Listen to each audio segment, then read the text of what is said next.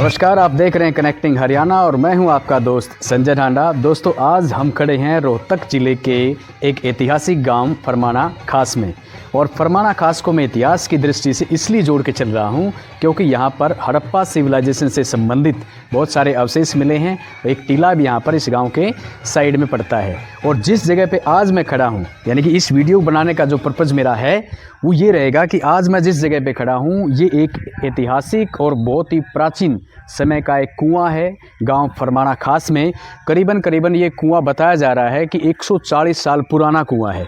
आप इस कुएं को देखिए, इस एरिया को इतना संरक्षित रखा है। ये जो प्राचीन कुआं आप देख रहे हैं कि कितना शानदार ये कुआं है, उसको कितने कलरफुल, इसकी अच्छी मरम्मत करवा करके इसको इतना अच्छा सजा करके रखा है।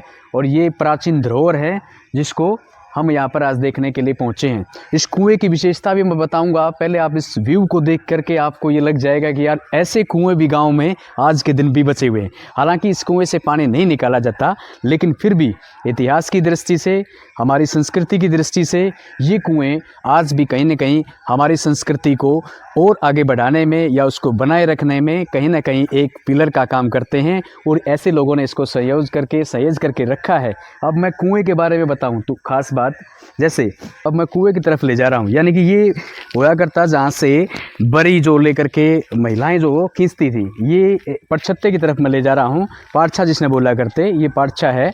और यहाँ से महिलाएं क्या करती थी, पहले यहीं पर अपने चप्पल हैं, जूते हैं, वो यहाँ निकाल करके फिर उसके बाद इसमें एंट्री करते थे। और ये एक छोटी सी खाई सी होती थी, इसके अंदर क्या होता था वो बताऊंगा मैं आपको। ये है पाठछा, ये पाठछा है। और यहाँ पर जैसे ये अगर आप यहाँ देखेंगे तो यहाँ पर ये जो मैं हाथ दोनों दिखा रहा हूँ ना, यहाँ पर क्या होता था, यहाँ पर भोन होता था, भोन। और इसी भोन के ऊपर, यानी कि एक लकड़ी के दो बने होते थे, उसके ऊपर चक्कर होता है जिसको भोन बोलते थे, और एक रस्सी और डोल जिसकी मदद से पानी खींचा करते थे। और यहाँ पर पाठछत्ते में ये जो पाठछा है, इसके अंदर एक महिला है या जिस गाँव का कोई एक व्यक्ति भी ऐसा होता था जो इस प्रकार से मदद करता था। यहाँ पर बर्तन रखे होते थे और वो जैसे खींचते थे, खींचने के बाद में वो वहाँ तक इशारा करता था, आण दे का एक इशारा करता था। आण दे का मतलब है रोक लो। रोकने के बाद में फिर वो यहाँ से उसको पकड़ करके और वो पानी डालता था बर्तनों में, जैसे टोकनी है, मटका है, कोई भी एक बर्तन लेके दे। फालतू का जो पानी था, यानी कि भी बर्तन धोने हैं, तो वो उसके बाद क्या करता, थोड़ा पानी दिया और इसके अंदर डाल देते थे। यानी कि ये जो पानी था ये वेस्ट नहीं होता था यहाँ पर किसी प्रकार का।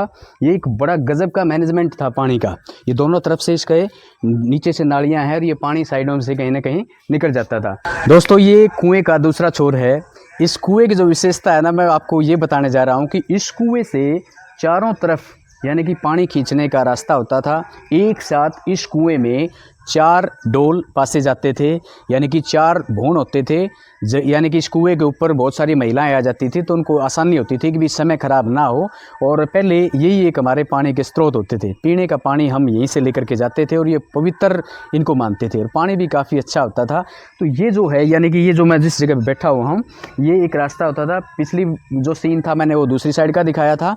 अब ये जो सीन हम देख रहे हैं ये, तो यहाँ से भी एक यहीं पर सेम उसी प्रकार का यहाँ पर भी भोन होता था जिससे महिलाएं इस साइड में पानी खींचती थी। तो यानी कि कह सकते हैं कि चारों दिशाओं से इससे पानी खींचा जाता था। तो ये काफ़ी हद तक बहुत अच्छा और काफ़ी मददगार साबित होता, समय कम लगता था खास करके। तीसरी साइड चलते हैं और ये देखें, ये जो छतरी हैं, जिस छतरी के ऊपर मैं खड़ा हूँ अभी, ये छतरी हैं, बहुत शानदार हैं। अगर आप यहाँ पर वैसे भी आदमी बैठ जाए ना, तो मैं कह सकता हूँ कि बड़ी शांति मिलती है। एक ये है, एक उस साइड में है, एक उस साइड में या एक उस साइड में, यानी कि चारों दिशाओं में ये छतरी भी बनी हुई है। चारों दिशाओं में ये छतरी बनी हुई है और काफ़ी गजब की नक्काशी और कलाकारी इसके ऊपर की गई है। और जिस तरीके से अब ये जो देख पा रहे हैं, यानी कि इसकी मरम्मत करवाने के बाद में इसका रंग रोगन किया गया है, तो ये और भी इसको 4 चांद इसने लगा दिए हैं। आप देख सकते हैं कि इसमें ये जो छतरी है इतनी ठंडी है, इसमें बिल्कुल भी गर्मी का कोई मतलब नहीं है। क्यों नहीं है? क्योंकि ये देखो 1 2 3 और 4 तो इसके ये रास्ते हैं। फिर इसके बाद में ये जो आड़े हैं ना, आड़े, ये आड़े छोड़े जाया करते, एक ये आड़ा है, एक वो आड़ा है, ऐसे ये 4 आड़े हैं। तो इनसे क्या होता था, हवा क्रॉसिंग होती रहती थी, भी चारों दिशाओं से हवा पास होती थी। तो गर्मी का कोई मतलब बनता ही नहीं। क्या होता था, ये एक ऐसी जगह होती थी, हो सकता है यहाँ पर भाई चबूतरा टाइप का हो। महिलाएं जब आती थी ना, ये खास बात और भी होती थी, जब पहले के टाइम में महिलाएं पानी लेने के लिए आती थी तो वो सिर्फ मटका या टोकरी लेके नहीं आती थी, वो अपने साथ में लत्ता जो होता है उसका एक पल्ले में दाने या कोई भी है ना, जैसे भी गेहूँ है, ज्वार है, बाजरा है, चना है, कोई भी जो चीज़ है वो लेके आती थी कुछ ना कुछ। वो उसका लेके आने का मतलब ये था कि पानी भरने के पहले वो ये काम करते थे। जैसे चबूतरा होता था एक, हो सकता है यहाँ भी कोई चबूतरा हो, मेरे को नहीं पता इस बात के बारे में, लेकिन फिर भी ये जैसे खाली परिसर पड़ा है, इस चबूतरे में वो अपना जो यहाँ पर जो पक्षी आते थे उनके लिए थोड़ा बहुत अपना जो दाना है वो यहाँ पर डाल के जाती थी। ये एक उनकी खास बात थी कि खाली हाथ कभी भी महिलाएं नहीं आती थी, अप्रोक्सीमेटली यही होता था। अब एक रास्ता ये है, जैसे यहाँ से एक दिशा ये होती थी, ये कुआं हालांकि बताते हैं कि 80 से 90 फुट तक का होता था उस टाइम पर, अब तो पानी चलो ऊपर आ गया है, लेकिन पहले के टाइम पे तो एक रास्ता ये था जिस पे जो महिलाएं पानी खींचती थी। अब ये इसका सेम, इसका भी यही पर्चा है, अगर आप, मैं जैसे एंटर कर रहा हूँ अभी, इसमें भी सेम वही है, ये खाई बना रखी है, वेस्ट पानी जो होता था वो इसमें जाता था।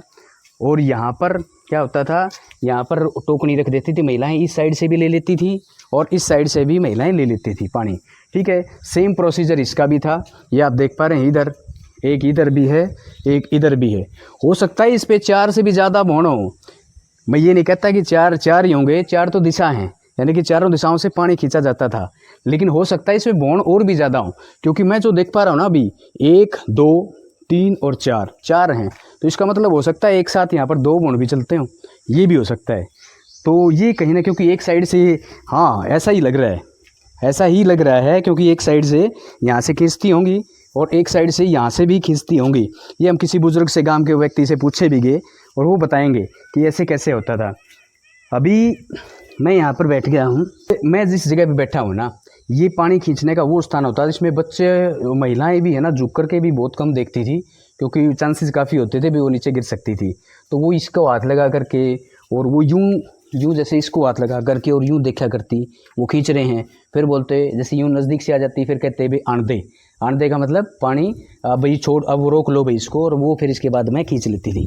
अब जैसे मैं यहाँ पर बैठा हुआ हूँ, अब मैं इसलिए बैठा हुआ हूँ कि एक तो ये है कि यहाँ पर जाड़ लगाया गया है, ये जाड़ इसलिए लगाया गया है कि भी समय के साथ साथ में लोग तो आधुनिक हो गए हैं, लेकिन क्या हुआ, इस प्रकार की जो चीज़ें थी, हमारी पुरानी जो संस्कृति थी, हमारे जो पारंपरिक जो पानी के स्रोत थे, वो कहीं ना कहीं आज धूमिल हो रहे हैं।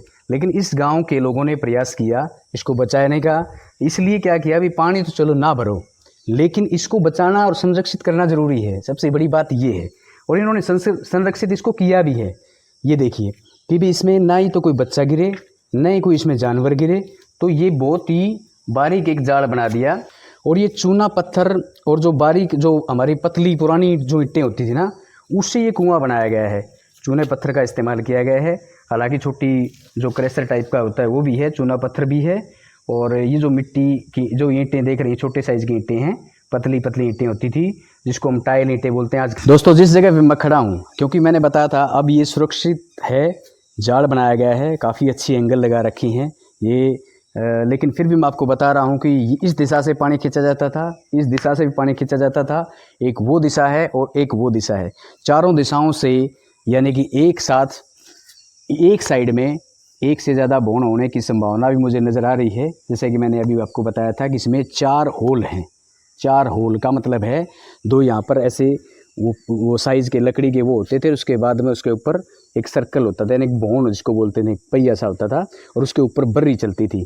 और वो बर्री, कई लोग तो महिलाएं बर्री है ना अपने घर से भी ले जाया करती थी साथ के साथ में, ताकि भी प्रॉब्लम ना आए। कई बार क्या होता था, इसमें कुछ महिलाओं से बर्री छूट जाती थी, रोज के अंदर गिर जाती थी, तो ऐसे में कई बार बर्री ना मिलती ना, तो कुछ लोग अपने घरों से भी ले जाते थे, ये भी होता था। और बहुत सारे गीत भी हमारी संस्कृति के अंदर आते हैं ऐसे। फरमाना गांव का ये ऐतिहासिक और प्राचीन कुआं आज हमने देखा।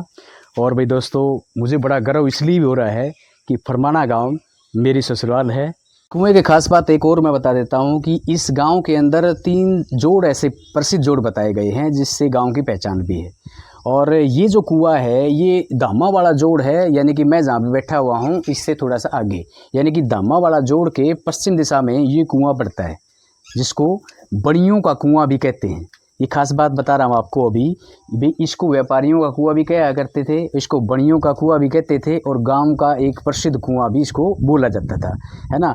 तो समय के साथ साथ में हालांकि हम आधुनिकता की दौड़ में आगे चले गए हैं, आज हम बारों का पानी पी रहे हैं या कुछ और कर रहे हैं, लेकिन कहीं ना कहीं कुओं का पानी भले ही आज ना पीते हों, लेकिन फिर भी एक समय ऐसा भी आ सकता है कि फिर से हमें इन चीज़ों की ज़रूरत पड़े, और आने वाली पीढ़ी के लिए जो नई जो पौध है उनको इस चीज़ के बारे में बताना बहुत ज़रूरी है। जिस वक्त लोग जड़ों से जुड़े होते थे, आपस में लोगों के मन में मैल नहीं होता था, मनमुटाव नहीं होता था, किसी प्रकार का भेदभाव नहीं होता था, इकट्ठे रहते थे, एक जगह से पानी भरते थे, सभी जातियों के सभी धर्मों के लोग यहाँ पर पानी भरने के लिए आते होंगे। हालांकि हो सकता है इसके बारे में मैं ज़्यादा नहीं बोलूँगा कि परमाणा गाँव की शान है। आज लोग जो बाहर से आते हैं ना, बच्चे यहाँ सेल्फी लेते हैं और इसका स्टेटस लिख करके कहते हैं परमाणा गाँव, माई विलेज परमाणा, और ये मेरी शान है। तो वाकई में भी शान है आपकी, आप इसको बचा करके और संरक्षित रखें। आप सबको वीडियो कैसी लगी ये भी कमेंट करके बताएं, वीडियो को शेयर करें, ताकि और जो गांव के, जिस गांव में पुराने कुएं बचे हुए हैं, वो भी ऐसे लोगों से सीख ले करके, ऐसे कुओं को देख करके अपने गांव में भी एक विशेष धरोहर धरोहरों को बचाने का काम करें, है ना। तो ये हमारे लिए बहुत ज़रूरी है। फिर मिलते हैं एक नई वीडियो में और एक नए विषय के साथ में, तब तक के लिए आप सबको नमस्कार।